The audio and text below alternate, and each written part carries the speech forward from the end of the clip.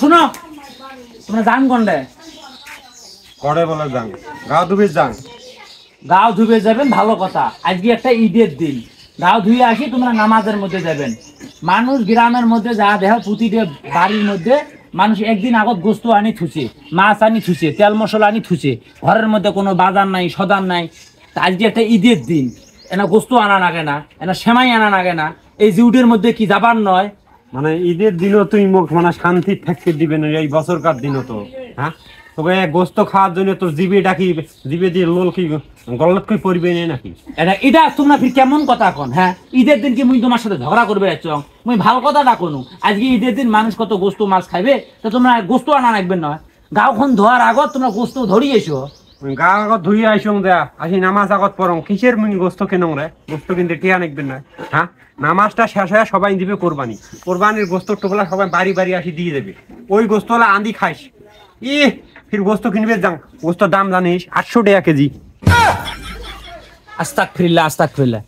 মানছে নামাজ পড়বে যাবি নামাজ পড়ি আসবে তোমরা ধীরে সাস্তে গরু কুরবানি দিবে ছাগল কুরবানি দিবে দুম্বি কুরবানি দিবে এক কোনা না এক টুকরে দেয় নেলা নায়ে দেয় তামারে আশায় আমরা কি বসি থাকবো কখন গোস্ত ধরি আসবে সেখানে আন্দি কি খামো আমরা হ্যাঁ এলে তোমরা কোন অঙ্গের আও করবে না যেন ওই যে আমরা কোরবানি দিয়ে ঝন গোস্ত বিকেলা দেয় না সন্ধ্যের সময় যা ঝন আসবে তখন আমার ভাগ্যে গোস্ত জুটবে তোর ভাগ্যে গোস্ত জুটবে গোস্ত বই কিনবে বাবার নাম গোস্ত মানুষের দিয়ে দেবে মোর বাচ্চালা গোস্ত মানে নামাজের পর 4-5 কেজি হবে সন্ধ্যের সময় ফিরে এই 1 কেজি গোস্ত কিনিম কিসের জন্য হ্যাঁ বাড়িতে ওই যে তোর শুটকি আছে না কালকে যে শুটকি আনুম বাজার থাই ওই শুটকি ভর্তা কর মুই আসিয়ে গাও দিয়ে আসিয়ে পমটা খায় নামাজ পড়ে দেন দুপুরিয়ালা ওই শুটকি দিয়ে আলু ঘেটঘেটি করিস আলু ভাজি করিস আইতো তো একবারে গোস্ত খামো ওই মানুষে দিয়ে দেবে কোরবানির গোস্ত ওই গোস্তই খামো গোস্ত কিনবেন না তো কেমনটা লাগে এগুলো কোনো কথা হ্যাঁ মানুষ এলা কতক্ষণা গোস্ত দেয় না দেয় ওগুলি আশা থাকলে হবে বেড়ি জামাই যে নগদ আইসি দুপ্লিকের মধ্যে আইসলে তা খোয়া নাকবে নয় হ্যাঁ তোমাক কালকে কইছম তোমরা গোস্ত আনার কেনার না পান তোমরা এক কাজ করো একটা হাঁসা আনো মানে গোস্ত কিনতে টিয়া নাকবে হাঁস কিনতে টিয়া নাকবে নয় হাঁস বোঝায় মোক মাইসি খাবারা দিয়ে দিবে না খাবারা দিয়ে মাইসে মোক হাল দিবে আর তুমি বেড়ি জামাই দাওয়াতের বিষয় নিয়ে এত চিন্তা করিস কিসের জন্য তুমি বেড়ি জামাই একদম দাওয়াত দিছ সন্ধ্যের সময়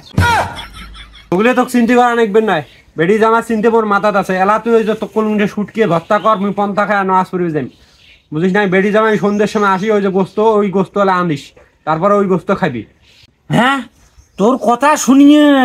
মোর গাও দিয়ে ঘাম বাইর হয়েছে কতক্ষণা চিন্তা করছে দেখ হ্যাঁ